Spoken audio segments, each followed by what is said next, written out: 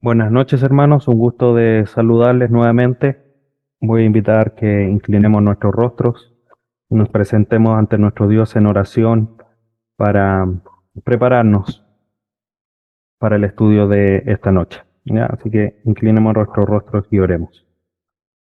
Padre bendito, te damos gracias en esta noche por este tiempo que nos das. Gracias por permitirnos estar en esta hora conectados para seguir estudiando de tu palabra, sobre todo respecto a este tema de los eventos futuros. Tema que es tan contingente a la luz de todo lo que sucede en el mundo y sobre todo entendiendo que cada día, cada instante, todo esto está pronto a cumplirse. Inminentemente el arrebatamiento de la iglesia, pero también eso desencadena todos los eventos futuros que estamos viendo y analizando a la luz de tu palabra.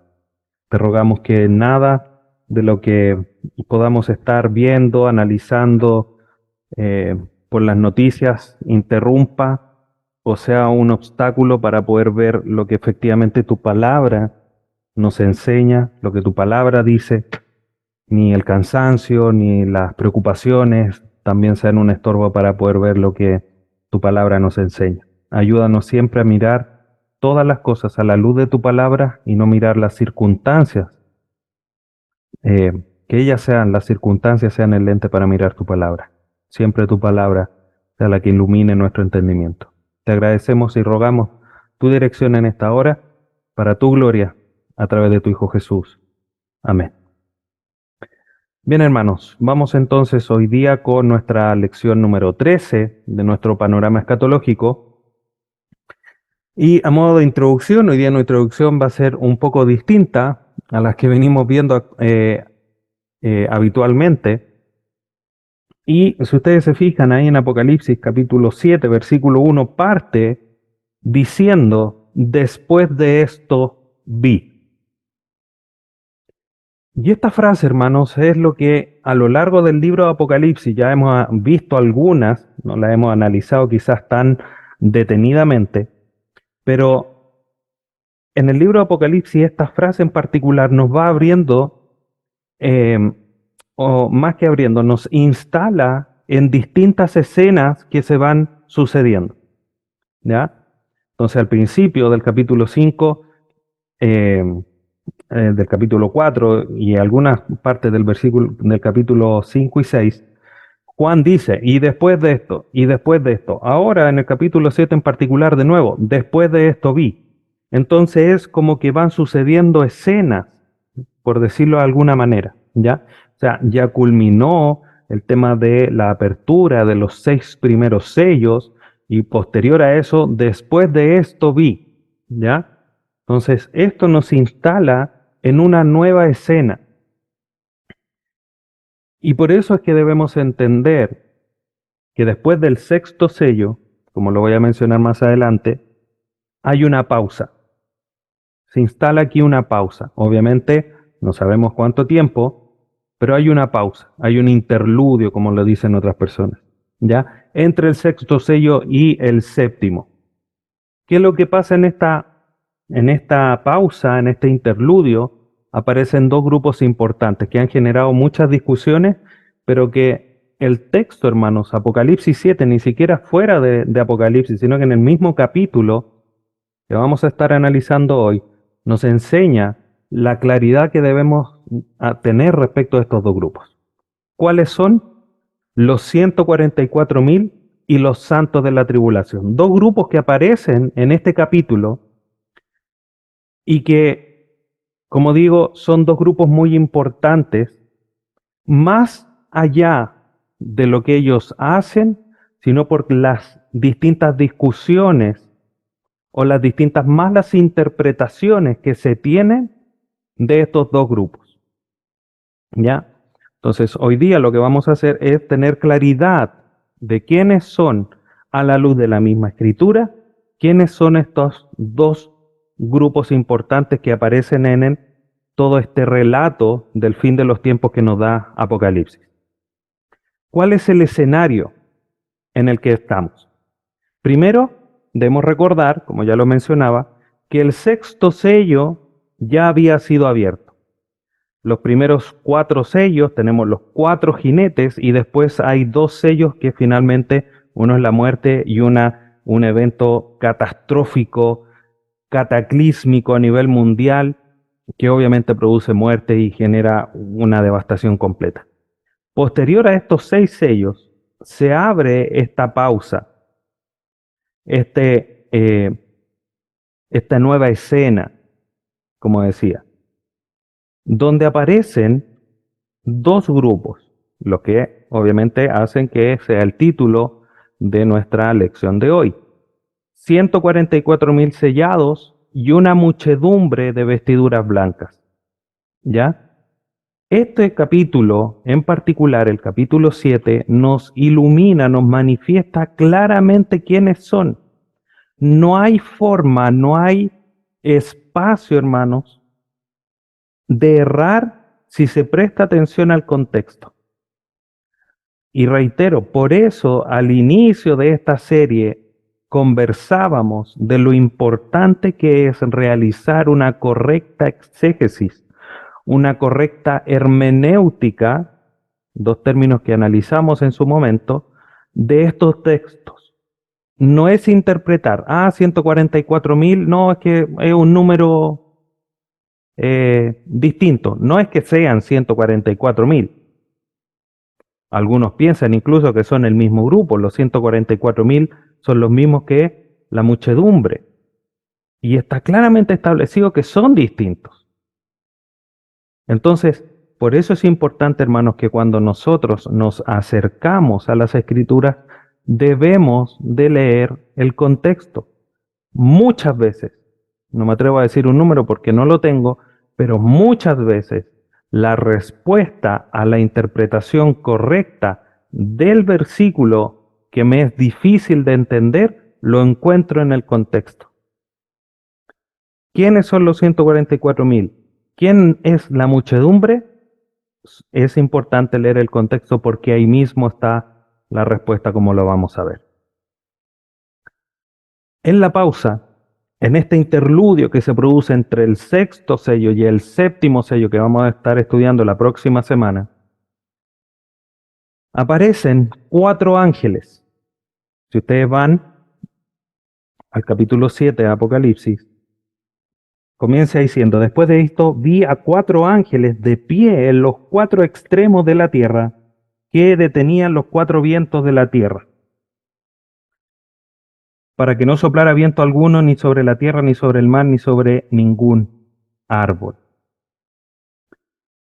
Estos 4 ángeles, hermanos, obviamente son distintos a los 4 seres vivientes que tenían distintas caras, que tenían distintas formas, uno de león, uno con cara de hombre, etc.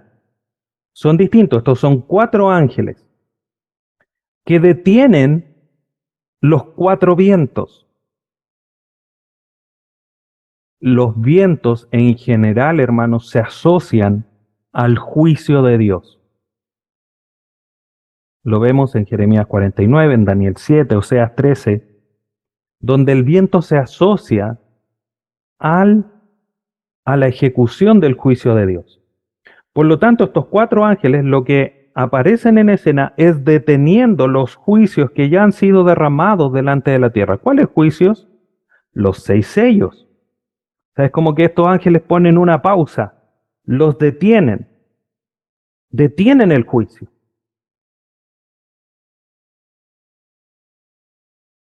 ¿Por qué detienen el juicio? Porque es necesario que algo ocurra. Hay un propósito que ya lo vamos a ver. En medio de estos 4 ángeles aparece un 5.º ángel que proclama una fuerte solicitud. Versículo 2 de Apocalipsis 7. También vi a otro ángel que subía de donde sale el sol y que tenía el sello del Dios vivo. Y gritó a gran voz a los 4 ángeles a quienes le había concedido hacer daño a la tierra y al mar. No hagan daño ni a la tierra, ni al mar, ni a los árboles. Ahí está la orden. No hagan daño.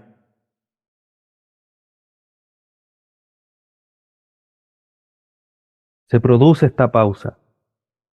¿Por qué? Porque había un propósito. como dice el mismo versículo 3.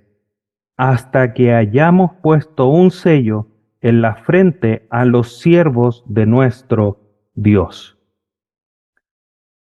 Entonces, estamos en el cielo. Hay una pausa.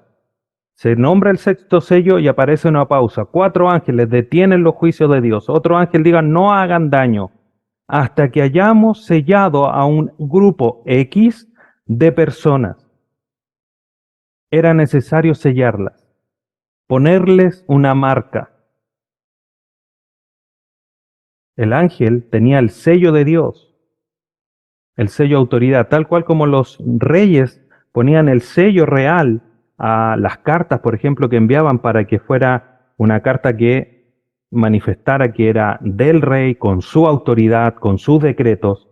Este, este ángel tiene este sello de Dios para sellar a estas personas. Y es aquí, hermanos, del versículo 4 al 8, donde se mencionan este primer grupo, 144.000.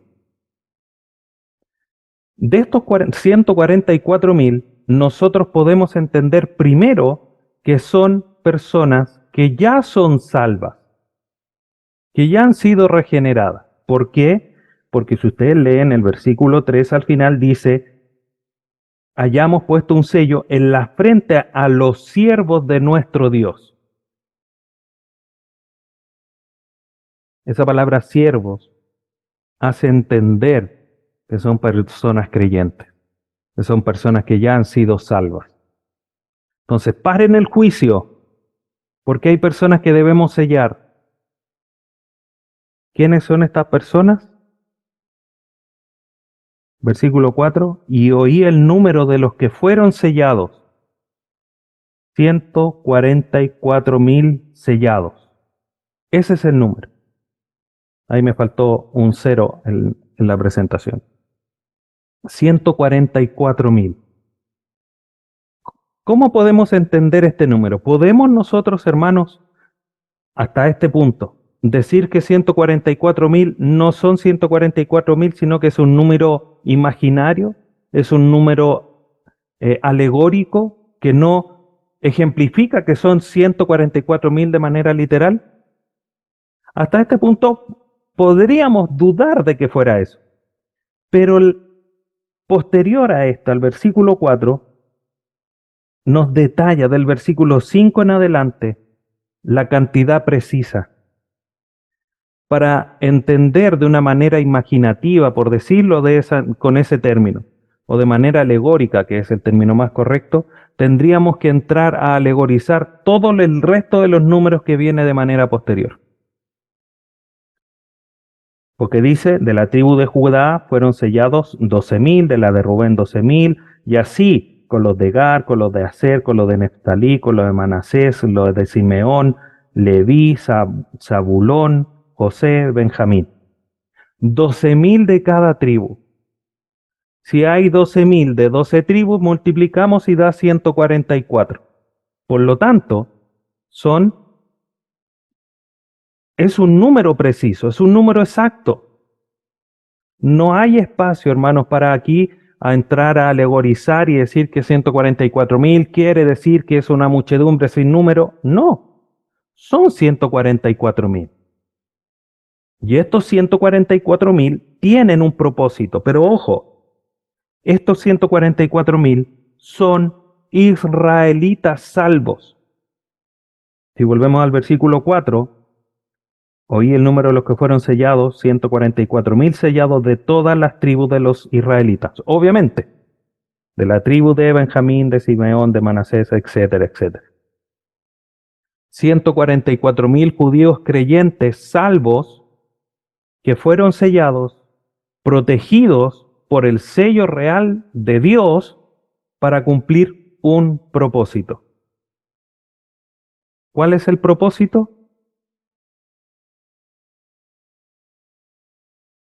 ¿Cuál es el propósito de este grupo? Lo vemos en Apocalipsis 12:17. Mire lo que dice.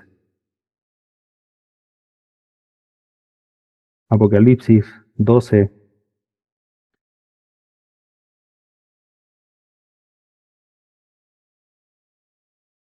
Entonces, el dragón se enfureció contra la mujer y se aló para hacer guerra contra el resto de la descendencia de ella, los que guardan los mandamientos de Dios y tienen el testimonio de Jesús. Y mire lo que dice el capítulo 14, del 1 al 5.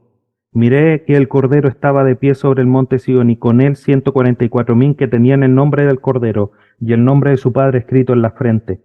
Yo oí una voz del cielo como el estruendo de muchas aguas y como el sonido de un gran trueno. La voz que oí era como el sonido de arpistas tocando sus arpas, y cantaban un cántico nuevo delante del trono y delante de los 4 seres vivientes y de los ancianos, que nadie podía entender el cántico sino los 144,000 que habían sido rescatados de la tierra. Estos son los que no se han contaminado con mujeres, pues son castos. Estos son los que siguen al Cordero a donde quiera que va. Estos han sido rescatados de entre los hombres como primicia de Dios y para el Cordero. En su boca no fue hallado engaño, están sin mancha. Este grupo estaba determinado, hermanos, para anunciar las virtudes de Cristo, para evangelizar. Era un fuerte grupo de misioneros, como no ha habido ninguno a lo largo de la historia. Acompañaban al Cordero y anunciaban, fueron sellados para que ellos proclamaran la verdad de Dios, del Evangelio, aún en medio de la tribulación.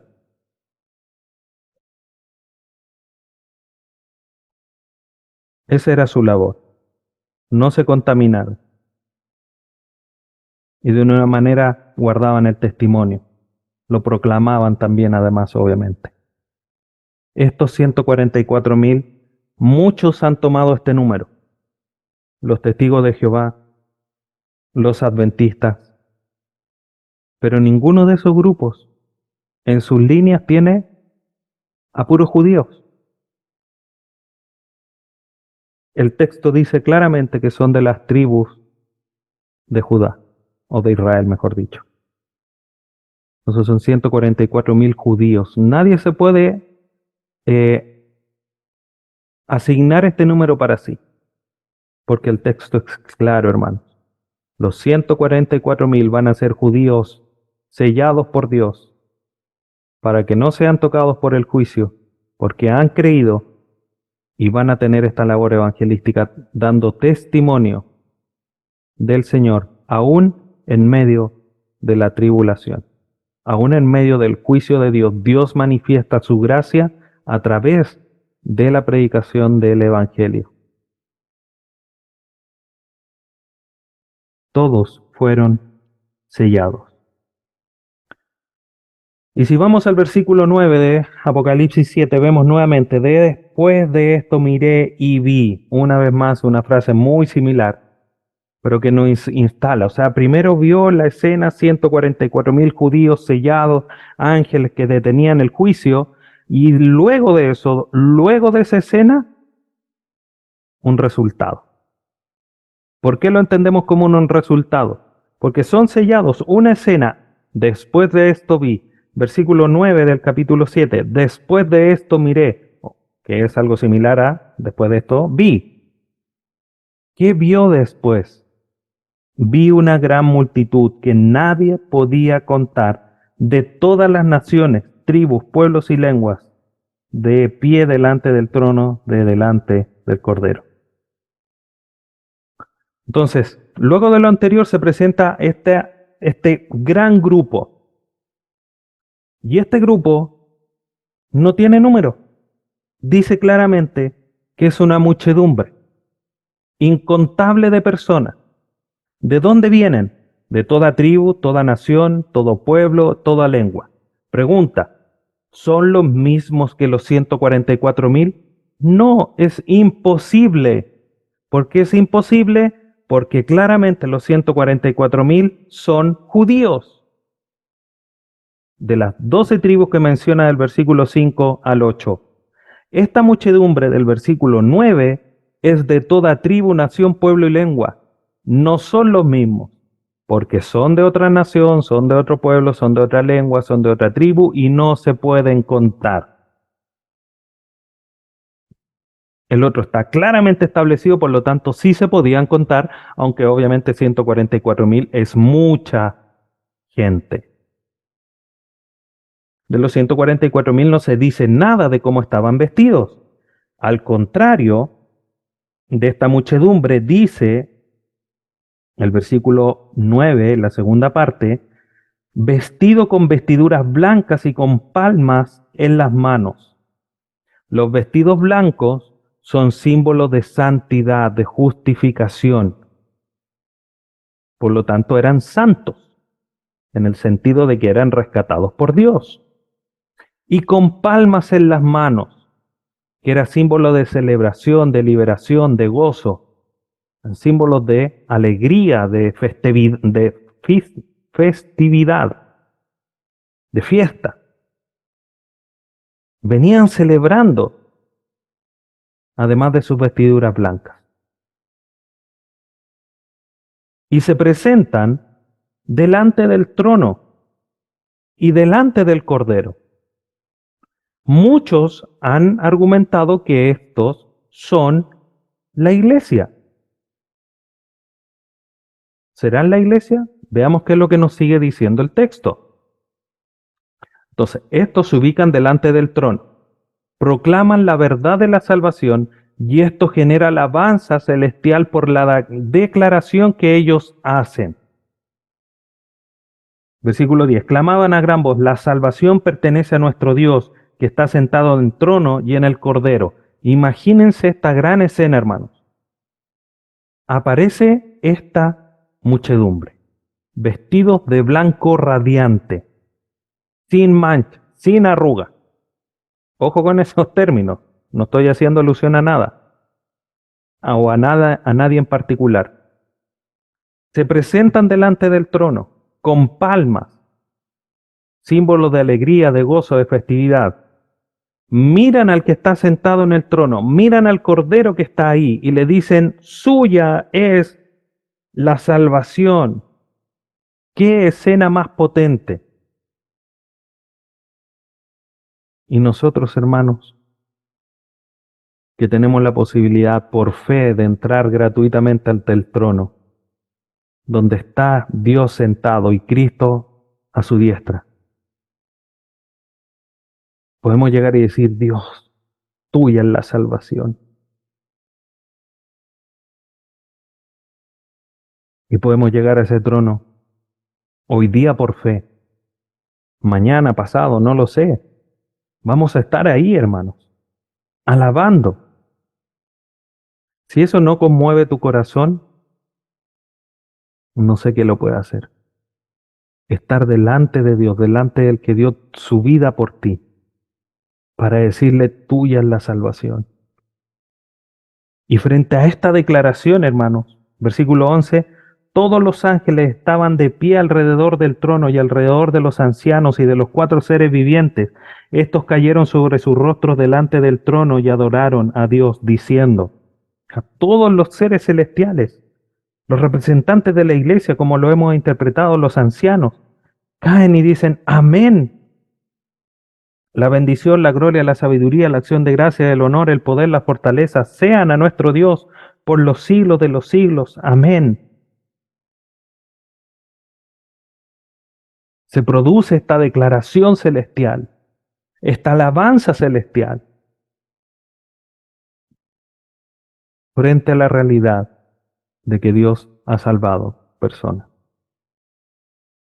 ¿Quiénes son esta muchedumbre? ¿Quiénes son? Miren el versículo 13. Ya tenemos de alguna manera una respuesta, porque entendemos que los ancianos son representantes de la iglesia.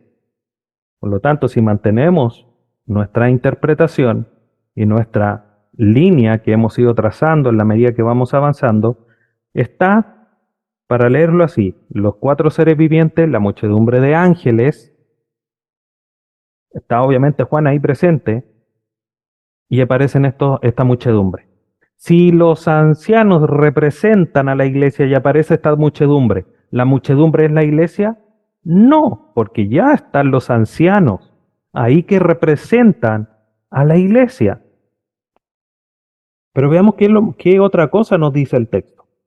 Versículo 13, uno de los ancianos, dice Juan, habló diciéndome, estos que están vestidos con vestiduras blancas, ¿quiénes son y de dónde han venido? De alguna manera, como que el anciano le hubiese leído la mente a Juan, incluso a nosotros, y nos preguntaran, ¿quiénes son? Y le respondí, Señor mío, usted lo sabe. Esta palabra Señor no es que se esté refiriendo a que era Jesús o Dios el que le estaba hablando, sino que está reconociendo, obviamente, cierto grado de respeto hacia quien le estaba hablando.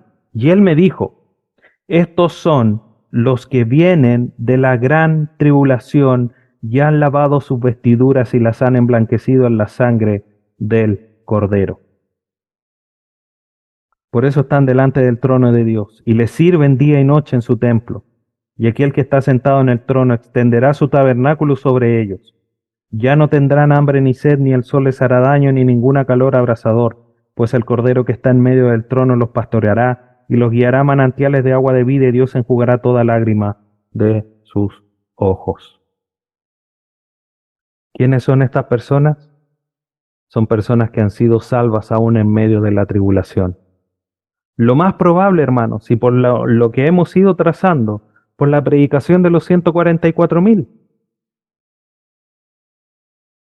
de todo pueblo, tribu, nación, lengua, salvos en medio de la tribulación, entregando sus vidas por decir, creer en el Cordero.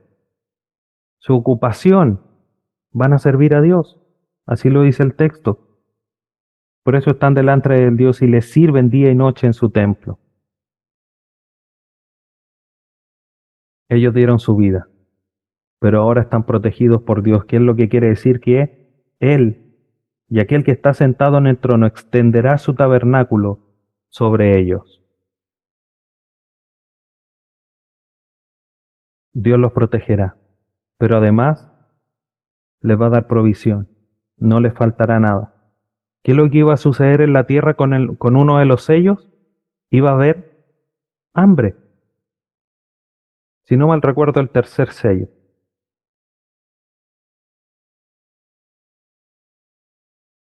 Pero uno de los sellos, por lo menos, que iba a producir hambre, hambre sobre la tierra. Pero Dios ahora va a extender su tabernáculo. No van a tener hambre ni sed, ni el sol les hará daño. El cataclismo, iban a caer las estrellas, pero el sol ya no les va a hacer daño, las estrellas no los van a tocar, pues el Cordero que está en medio del trono los pastoreará y los guiará a manantiales de agua de vida. Y todo ese sufrimiento por ver los juicios del sufrimiento en la tierra, por la persecución, todo por lo cuanto lloraron, ahora ya no va a haber más lágrimas, porque sus lágrimas van a ser enjugadas por el mismo Señor, por mismo Dios. Y Dios enjugará toda lágrima de sus ojos. Por lo tanto, hermanos, los 144.000 judíos de las 12 tribus de Israel van a predicar el Evangelio. Muchos quizás van a llegar a la salvación por esa predicación de los 144.000. Y esta muchedumbre no es la iglesia, son santos de la tribulación que han creído por ese ministerio de los 144.000, como decía, lo más probable, y que dieron sus vidas como mártires, pero que ahora están a salvo delante del trono de Dios, cuidados por el pastor de los pastores, que es Cristo Jesús. Por lo tanto, hermanos, esta es la correcta interpretación de estos grupos. Nadie puede atribuirse, ni los mismos cristianos pueden decir que esta muchedumbre es la iglesia, porque está claramente establecido quiénes son. Entonces, ¿qué concluimos de todo esto? Primero, insisto y reitero, debemos siempre procurar una correcta interpretación de los textos. Es a la luz del contexto que debemos entender los pasajes, hermanos. Ahí está la respuesta. Segundo, ninguno de estos dos grupos son la iglesia. Y ninguna secta o iglesia en particular se puede asignar pertenecer a uno de estos grupos, al menos que sea judío, lo que manifiesta otra realidad. Dios tiene absolutamente identificados aún a las tribus de Israel, para llegar a esa época y decir, aquí hay 12.000 de los de Judá, aquí hay 12.000 de los 100 de Simeón. Dios aún tiene cuidado de su pueblo hasta ese nivel, hermano, para llegar a la tribulación sabiendo perfectamente de qué tribu es cada quien. Y ninguno de estos dos es la iglesia. Tercero, Dios es soberano y manifiesta su gobierno y autoridad, hermano. Justamente a través de esto, de esta realidad de que Dios guarda a su pueblo. ¿Lo juzga, trata con ellos? Sí, por supuesto que sí, pero sabe perfectamente quién es quién. Sabe perfectamente quién es quién de esta muchedumbre que decidieron creer en Él y tener que dar su vida. Y Dios controla absolutamente todo. Enjuicia, pero también pausa para rescatar, para sellar y rescatar a los que tenga que rescatar. Los eventos futuros nos deben llevar a una adoración profunda de Dios, hermano. Bueno, hermanos, qué hermoso es pensar, porque esto que está relatando Juan es lo que nosotros vamos a ver. Cuando veamos esa muchedumbre ingresando y alabando a Dios con palmas, con cánticos, nos vamos a sumar a ellos para proclamar y decir, sí, Dios, tuya es la salvación.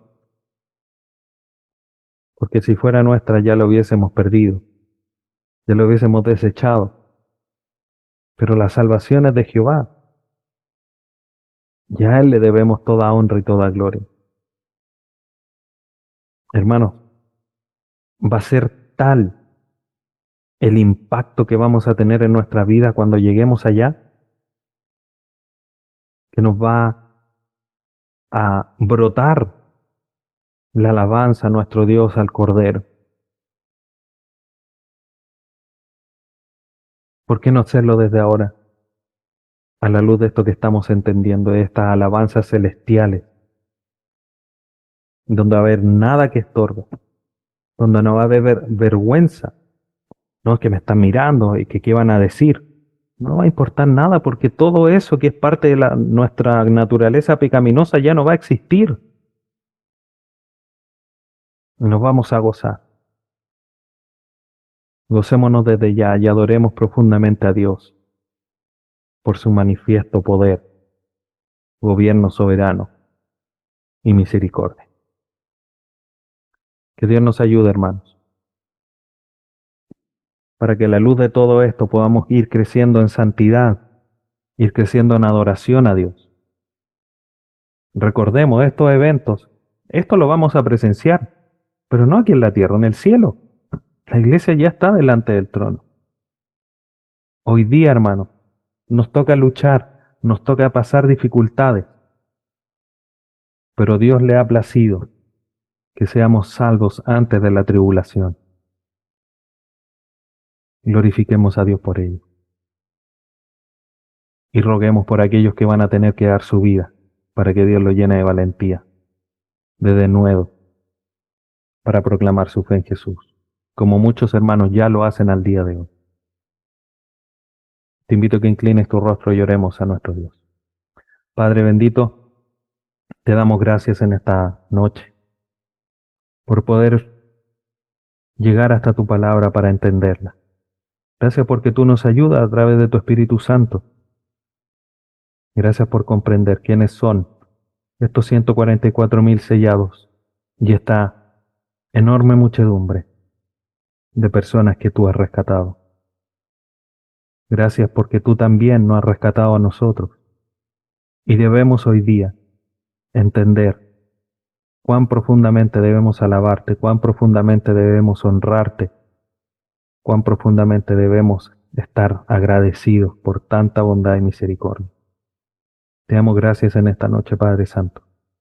Que tu palabra siga transformándonos para ser hijos que te honren, que te glorifiquen a la luz de lo que tú has revelado en tu palabra. Te agradecemos en esta noche. Te glorificamos a través de tu Hijo Jesús. Amén.